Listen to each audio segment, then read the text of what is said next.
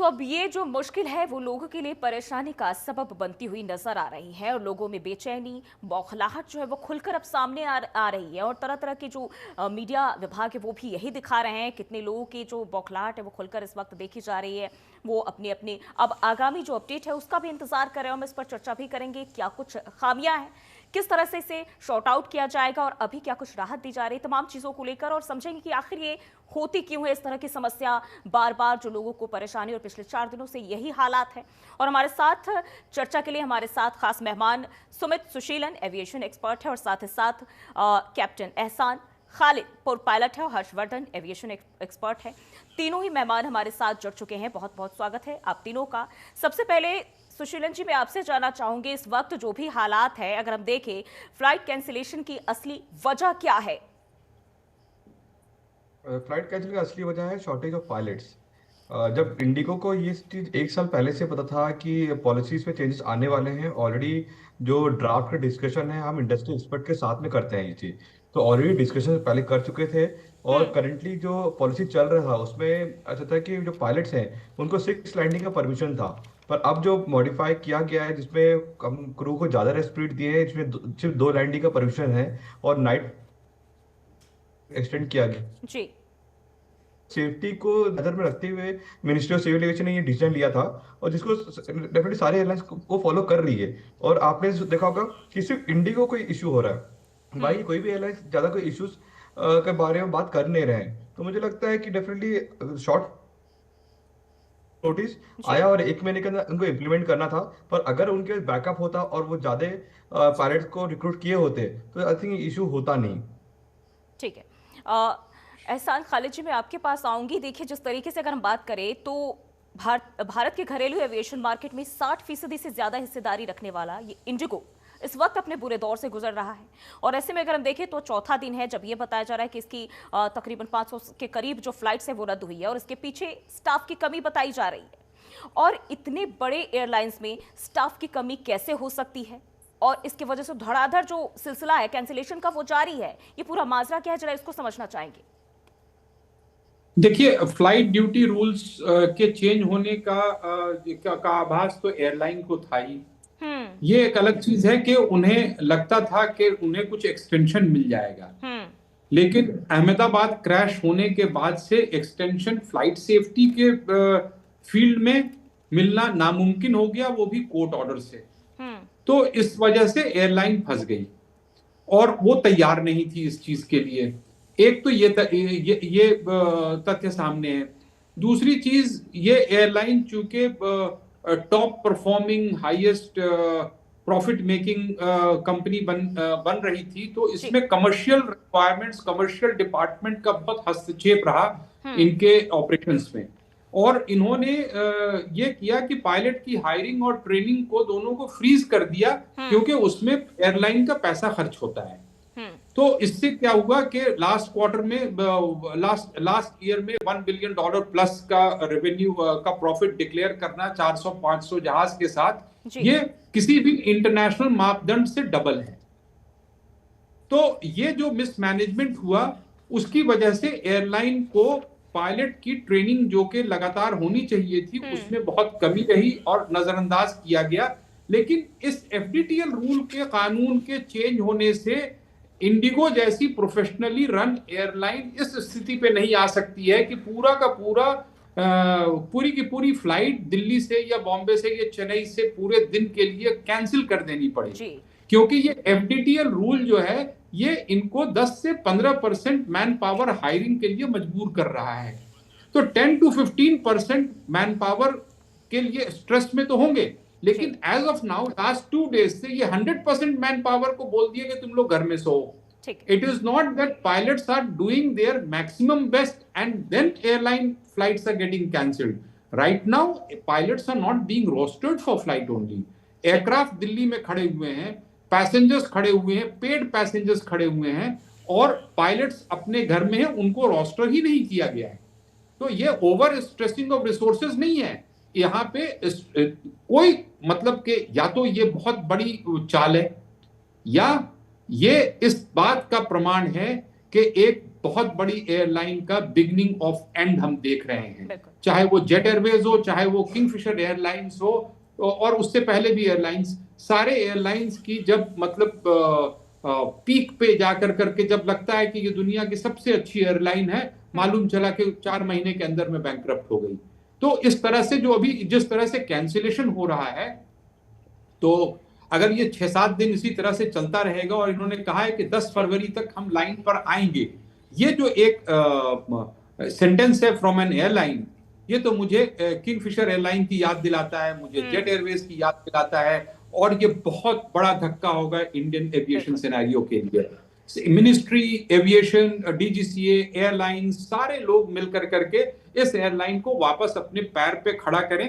अगर जो FDTL rules की वजह से ये प्रॉब्लम आ रही है, ठीक है, मैनेजमेंट से गलती हो सकती है, ट्रेनिंग में कोताही हो सकती है, तो उसे टाइम दे दिया जाए और कहा जाए फाइन, आप 100% फ्लाइट नहीं कर सकते हो तो आप 90% फ्लाइट कर लो ऑन टाइम, 10% इज ओके, आप 85 कर लो। ये क्या 100% फ्लाइट्स को बंद कर दिया गया ताकि पब्लिक प्रेशर बन जाए, और उसके बाद I don't know, there is something much bigger than just operations. ठीक है, दिस इज माय फीलिंग। अब हम रुक कर लेते हैं हर्षवर्धन जी। देखिए, जिस तरीके से अगर आप बात करते हैं तो इंडिगो की तरफ से ये कहा गया है कि इसका जो परिचालन है 10 फरवरी तक पूरी तरह बहाल हो जाएगा, और कुछ प्रावधानों से राहत मांगी है जो कि रात में पायलट ड्यूटी के घंटों को सीमित करते हैं। और ऐसे में क्योंकि देखिए तो एयरलाइन का कहना है कि इसी वजह से जो एविएटर्स की कमी हुई है और इस हफ्ते उसे सैकड़ों उड़ानें जो है वो रद्द करनी पड़ी है, इसे आप कैसे देखते हैं, कितनी वास्तविकता है? देखिए, सबसे पहली बात तो है कि मेरे हिसाब से ये जो प्रॉब्लम है ये पूरी तरह मैनेजमेंट की जिम्मेदारी है। उनको काफ़ी समय था, 1 साल पहले ही पॉलिसी फाइनल हुई थी जी। उससे पहले 2-3 साल लगातार इस पे चर्चा रही, कोर्ट का आदेश रहा, इंडिगो को पता था। उसके अलावा अंतर्राष्ट्रीय मानकों के हिसाब से ये पॉलिसी आई है।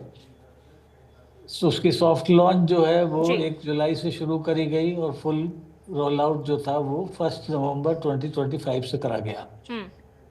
तो मैनेजमेंट के पास काफ़ी समय था और एक मेजर पॉलिसी डिसीजन था, तो उनको ये पता होना चाहिए था कि कितने पायलट हमको एक्स्ट्रा चाहिए और उसको आपको करेक्टिव एक्शन लेना चाहिए, क्योंकि पायलट एक ऐसी स्पेशलाइज कैटेगरी है कि उसको आप रातों रात ना तो रिक्रूट कर सकते हैं, और रिक्रूट कर भी लें तो भी आप उसको इमीडिएटली कॉकपिट में नहीं बिठा सकते हैं। उसका एक टाइम लिमिट होता है। आपके पास पूरी तरह क्वालिफाइड पायलट भी है तो भी उसको अपने जहाज पे ऑपरेशनलाइज करने में 6 से 8 महीने लगते हैं, क्योंकि रेगुलेटरी प्रोसेस है, अप्रूवल प्रोसेस है, चेक्स हैं, तो वो सारी चीज़ें हैं। तो पर जो दूसरी जो महत्वपूर्ण चीज़ है, जैसे एक मेरे से पहले विद्वान ने बताया जी कि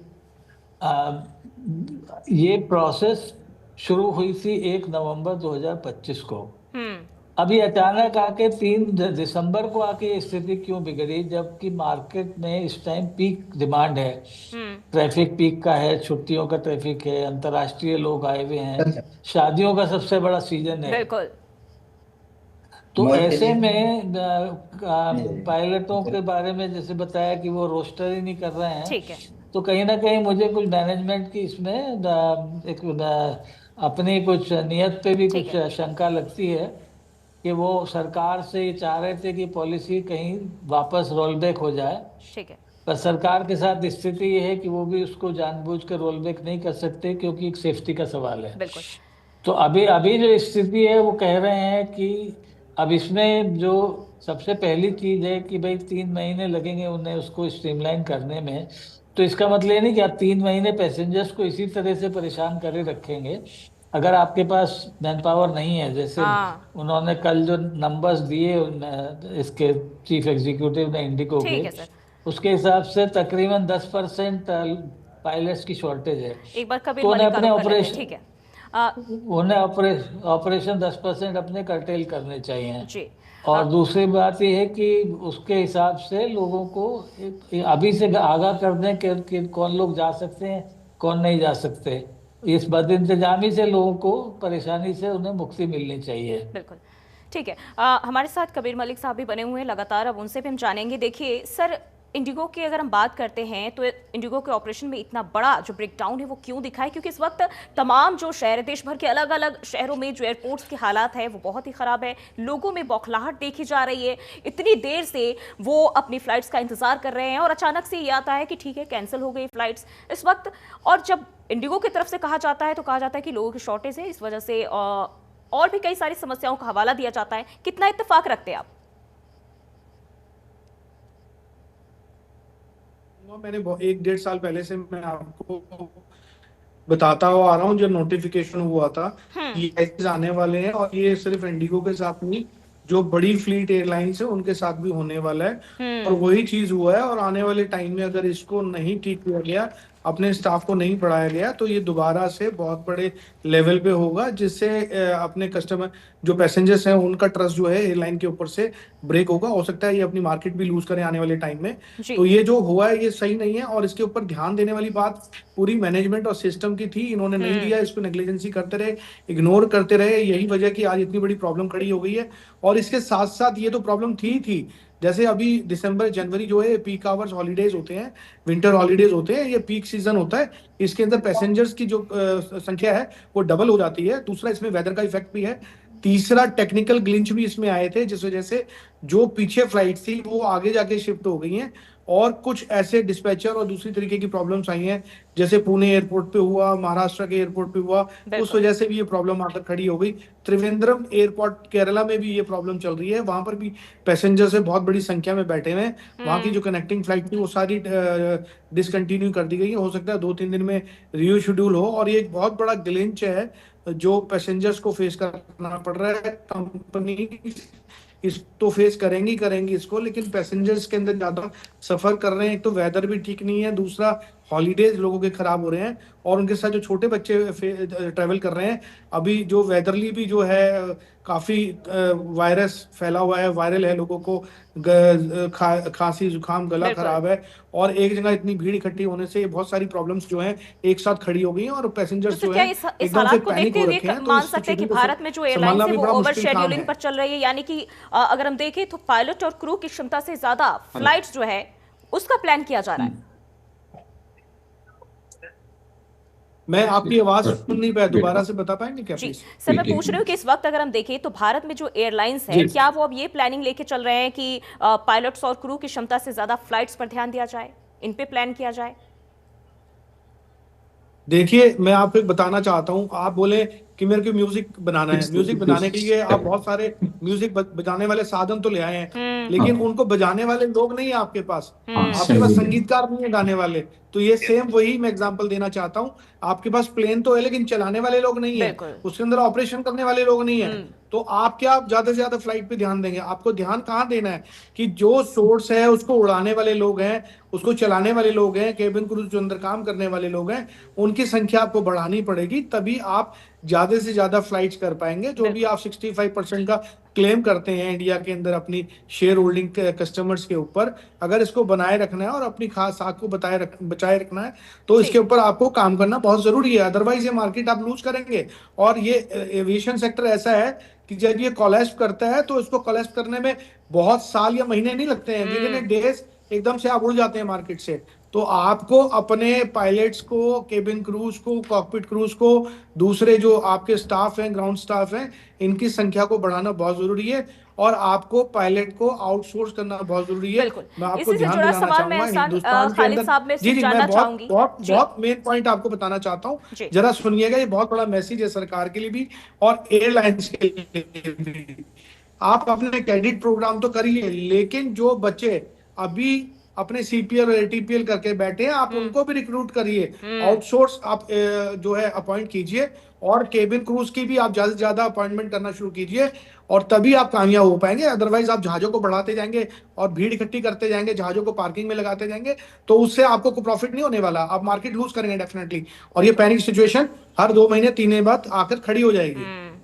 एहसान साहब, देखिए जैसा कि अभी मलिक साहब भी कह रहे हैं कि लोगों की कमी है, और ऐसे में अगर हम देखें तो ये जो है कहीं ना कहीं इन्हें भी पता होता है। तो क्या इसके लिए कोई मानक होता है? और अगर जब पता होता है कि इतने में सर्वाइव हम नहीं कर पा रहे, फिर किस आधार पर जो है लगातार ये जो एक कह सकते हैं कहीं ना कहीं बिजनेस को लेकर चल रहा है, यात्रियों की सुविधा को अनदेखा किया जा रहा है?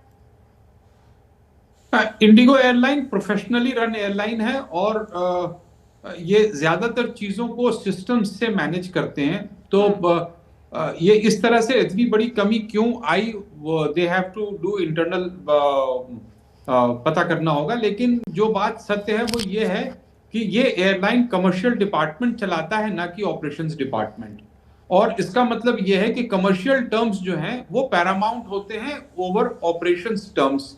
और कमर्शियल वाले लोगों को सेफ्टी के बारे में उतनी जानकारी तो होती है, लेकिन उतना महत्व शायद नहीं होता है ओवर बॉटम लाइन। तो जब एक एयरलाइन कमर्शियल से फुल्ली गाइडेड होती है तो उस एयरलाइन में ट्रेनिंग कॉस्ट को कट करना सबसे आसान होता है, क्योंकि ट्रेनिंग का खमजियाना भुगतना एक साल में नहीं होता है। वो 4 साल 5 साल के बाद पता चलता है कि हमने ट्रेनिंग में इन्वेस्टमेंट नहीं किया। आपको जान के ताज्जुब होगा कि ये कोई एयरलाइन जो है अपने पायलट्स की ट्रेनिंग पे एक पैसा खर्च नहीं करती है। बच्चों से कैडेट के लिए प्रोग्राम के लिए वो पैसे लेते हैं, 1 करोड़, 1.25 करोड़, 1.5 करोड़, पता नहीं कितना कितना ले लेते हैं। और अगर वही ट्रेनिंग अगर वो लड़का खुद अकेले करेगा तो उसको आधे दाम में ट्रेनिंग होगी। होना तो ये चाहिए था कि एयरलाइन बल्क ट्रेनिंग के ऑर्डर्स टाई अप करके, जो अगर मैं इंडिविजुअल अगर एज ए इंडिविजुअल जाऊं किसी फ्लाइंग स्कूल में तो मुझे 40 लाख का अगर ट्रेनिंग हो रहा है, मैं एयरलाइन के थ्रू जाऊं तो वो 25 लाख का होना चाहिए, क्योंकि बल्क की डीलिंग हो रही है। लेकिन होता उल्टा है। आप अगर एयरलाइन के थ्रू जाते हैं तो वो 40 लाख रुपए की ट्रेनिंग वही ट्रेनिंग ऑर्गेनाइजेशन 80 लाख रुपए आपसे लेती है। और एयरलाइन जो है नेक्स्ट 2 इयर्स की सैलरी इन बच्चों को उनसे लिए हुए पैसे से ही देती है। ये एक शोषण का तरीका है। और इससे एक और बहुत बड़ा नुकसान होता है कि अब आप ये सोचिए कि हमारे पायलट एक नेशनल रिसोर्स है, और उसके अलावा ये नौकरी वेल्थ जनरेट करने का एक तरीका है उस पायलट के लिए भी और उस एंटायर फैमिली लीनियज के लिए। लेकिन अगर आप एंट्री बैरियर लगा देते हैं 1 करोड़ 1.5 करोड़ रुपया, तो आप 99% ऑफ इंडियन पॉपुलेशन को पायलट बनने से रोक देते हैं। बिल्कुल, यानी कि पूरी तरह से कहीं ना कहीं देखें, एयरलाइन को चाहिए कि आप जो है जिस तरह से ट्रिपल वो इंजीनियरिंग और मेडिकल का एग्जाम होता है, गवर्नमेंट को चाहिए कि वैसे ही एग्जाम करें और जो टॉप परफॉर्मिंग बच्चे हैं वो एयरलाइन में जाएं और एक मिनिमम पैसा तय हो और उसकी बॉन्ड कंपनी भरे और इंडिविजुअल को ट्रेनिंग दी जाए। हमारे जो बेस्ट बच्चे हैं, जो बहुत पढ़ने लिखने वाले हैं, जो बहुत मेहनत करने वाले ठीक है सर, यहाँ उनके घर में 1.5 करोड़ चौकन्ना रहने की जरूरत है, सरकार को भी और सिस्टम को भी। बहुत बहुत शुक्रिया आप सभी का, आप सभी मेहमानों का हमारे साथ जुड़ने के लिए और चर्चा में शामिल होने के लिए।